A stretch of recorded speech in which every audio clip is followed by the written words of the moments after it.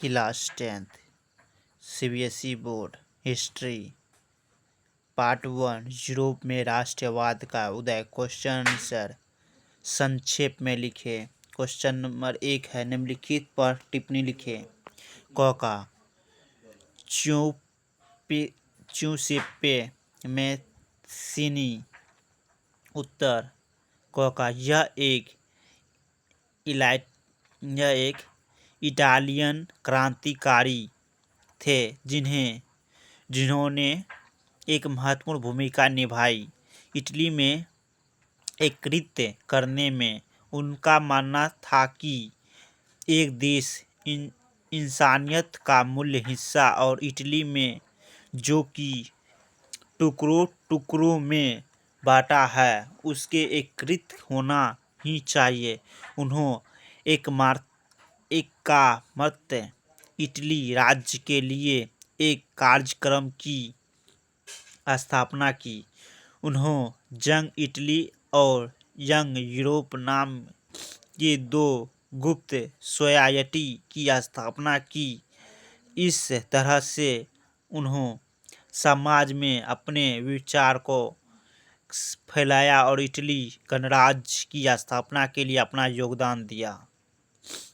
Question number ख का है, काउंट कैमिलो दे काबूर।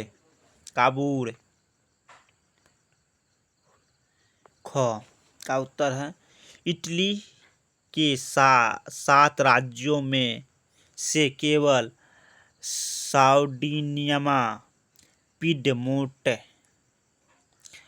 पर एक इटालियन रियासत का शासन था।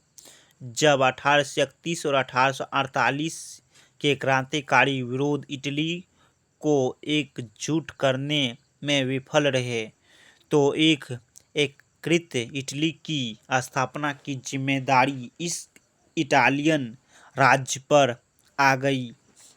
राजा विक्टर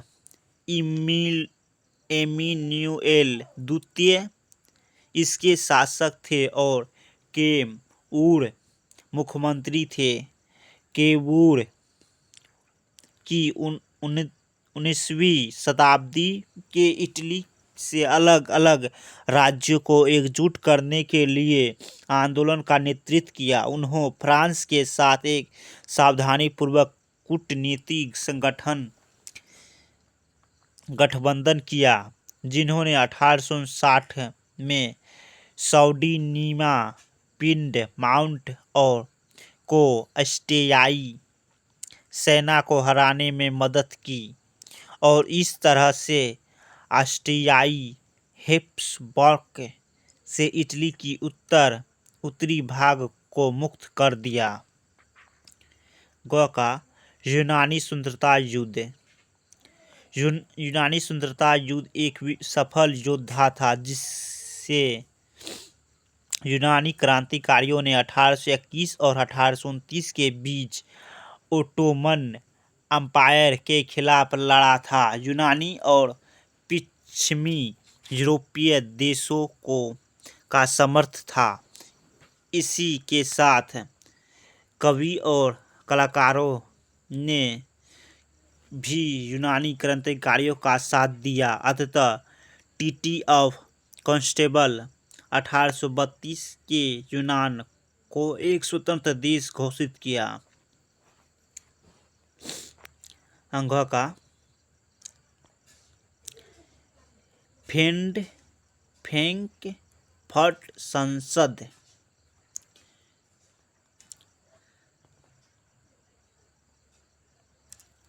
यह एक जर्मन नेशनल असेंबली थी जो विभिन्न जर्मन क्षेत्रों में आए हुए मध्यम वर्ग के पेशेवरों, व्यापारियों और समृद्धि कारीगरों द्वारा बनाई गई थी।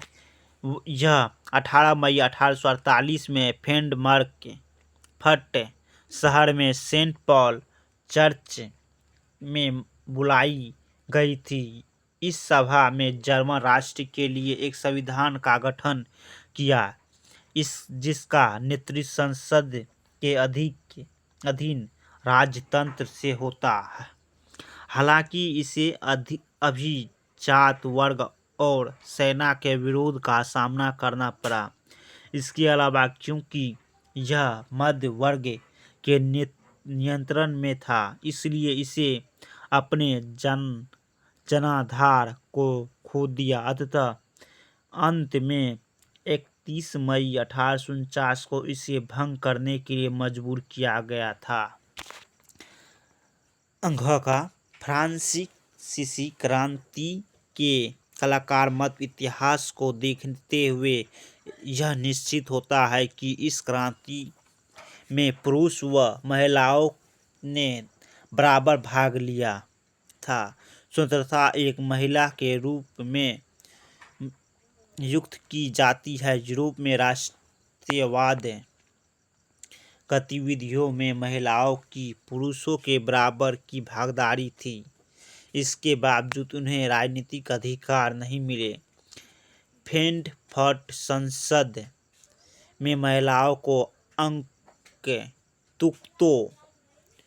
की गैलरी में खड़े होने के लिए केवल प्रेक्षकों के रूप में भी भर्ती किया गया था।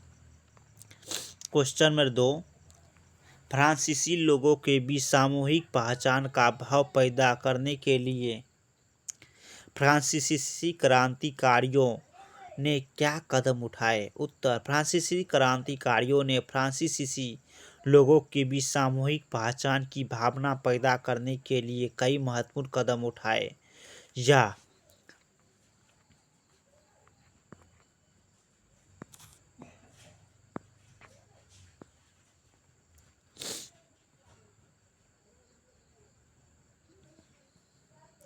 पैदा करने के लिए कई महत्वपूर्ण कदम उठाए। या पेटी प्रतिभूति और ले सिटिज़न नागरिक के विचार ने एक संविधान के तहत फ्रांसीसी आवाज की सही दिया।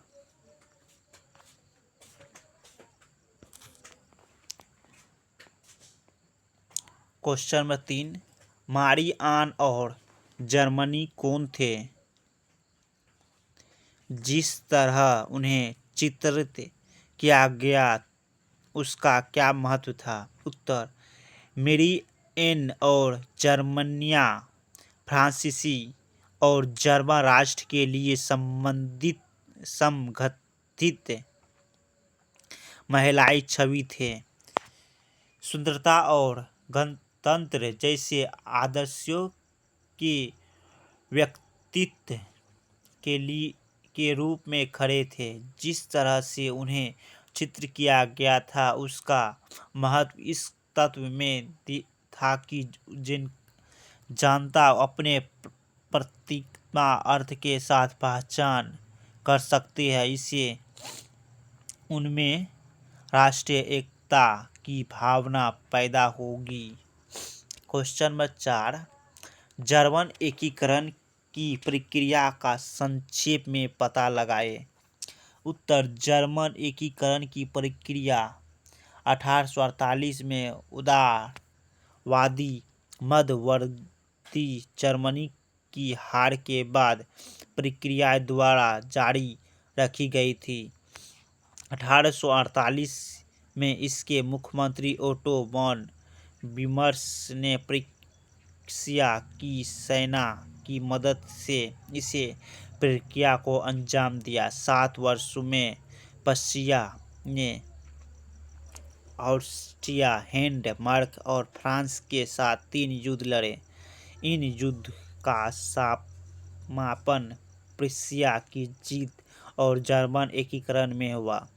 प्रशिया के राजा विलियम को जनवरी 1831 में वर्ष में जर्मन सम्राट घोषित किया गया था। क्वेश्चन नंबर 5 है, अपने शासन वाले क्षेत्र में शासन व्यवस्था को ज़्यादा कुशल बनाने के लिए नेपोलियन ने क्या बदलाव किए? उत्तर, नेपोलियन ने प्रशासनिक व्यवस्था को द्वारा शासित क्षेत्रों में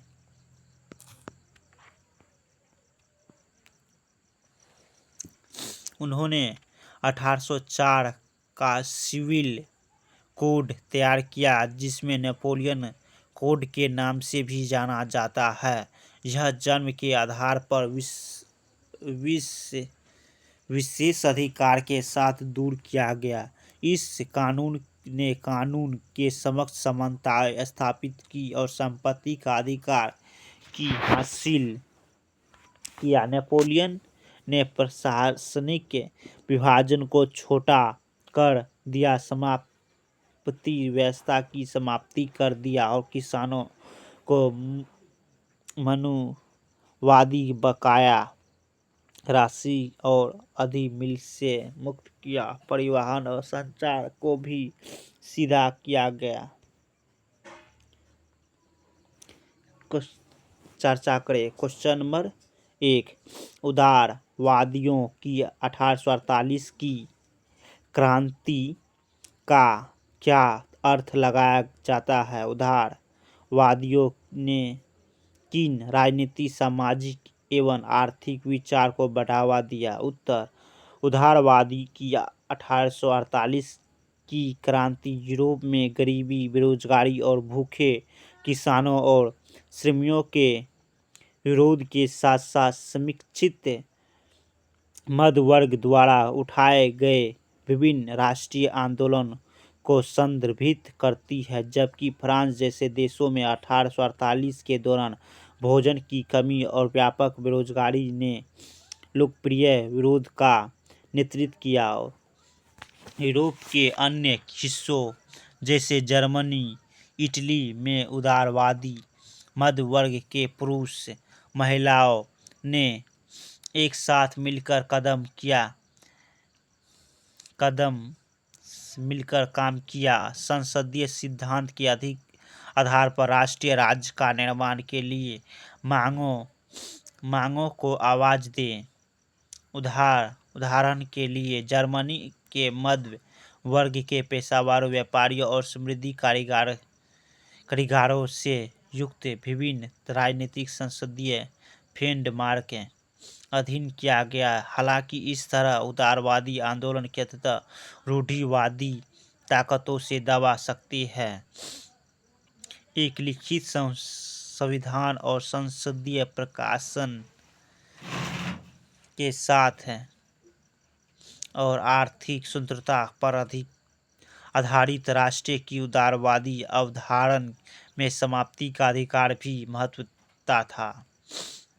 क्वेश्चन नंबर 2, यूरोप में राष्ट्रवाद के विकास में संस्कृति के योगदान को दर्शाने के लिए 3 उदाहरण दें। युद्ध में क्षेत्रीय विस्तार का अलावा संस्कृति ने भी राष्ट्रवाद के विकास में महत्वपूर्ण भूमिका निभाई। स्वतंत्रता एवं यूरोप सांस्कृतिक आंदोलन था जिसका उद्देश्य साझा विरासत और सामान्य इतिहास की भावना पैदा करके राष्ट्रीय एकता को विकसित करता था। रोमांटिक कलाकारों की भावनाएं अंतर्ज्ञान और रहस्यमय भावनाओं को जो राष्ट्रवाद की आराधना राष्ट्रीय के लिए भावना को लोकप्रिय बनाने में योगदान दिया। राष्ट्रीय चेतना को निर्माण करने के लिए लोकतांत्रिक दर्शकों तक के लिए समक्ष बनाया गया। पेलुसे और संगीतकारों कोराल कुर्किया अपने ओपेरा और संगीत के माध्यम से पुलिस राष्ट्रीय संघर्ष को बनाया गया, लोकप्रिय किया गया, जिसमें लोक नृत्य जैसे पलो और मुजारकों की राष्ट्रवादी प्रगति में इसका एक उदाहरण यह भी है कि रूसी कब्जे के दौरान पुलिसिया का उपयोग रूसी प्रस्तुत के खिलाफ संघर्ष किया के प्रतीक रूप में देखा गया था। लोक भाषा जनसाधारण की भाषा में उपयोग से राष्ट्रीय एकता का संदेश फैलाने में मदद की। क्वेश्चन नंबर 3 है, किन्हीं 2 दशकों के ध्यान केंद्रित करते हुए बताइए कि 19वीं सदी में राष्ट्रीय किस प्रकार विकसित हुआ। 19वीं सदी में यूरोप ने अनेक देशों में राष्ट्रीयता की भावनाएं पनपने लगी और देखते ही देखते वहाँ राष्ट्रीय की निर्माण हुआ। जैसे पोलैंड विनायक की कांग्रेस द्वारा पोलैंड का बहुत बड़ा भाग रूप से दिए गए थे। क्वेश्चन नंबर 4, ब्रिटेन में राष्ट्रवाद का इतिहास शेष यूरोप की तुलना में किस प्रकार भिन्न है? उत्तर, ब्रिटेन में राष्ट्रवाद का इतिहास यूरोप के बाकी हिस्सों में इसे मायने में विपरीत था, जिसे जानता था। नए ब्रिटेन में प्रगति ब्रिटिश ध्वज, राष्ट्रीय गान और अंग्रेजी भाषा के व्यापक से लोकप्रिय बनाया गया, जबकि अन्य परिणाम स्वरूप नहीं आया, लेकिन सत्ता में लोगों ने फैसलों से लिए। बाल्कन प्रदेशों की राष्ट्रवाद तनाव क्यों पनपा? उत्तर, रोमांटिक राष्ट्रवाद के विचार से प्रसार के कारण बाल्कन में राष्ट्रवाद तनाव उभरा और साथ ही इस क्षेत्र में पहले शासन में ओटोमन साम्राज्य का विघटन के कारण बाल्कन में विभिन्न सल्तनत अधीन नियंत्रित चाहते थे। इस संघर्ष के कारण अंततः 1914 में प्रथम विश्व युद्ध हुआ था। धन्यवाद।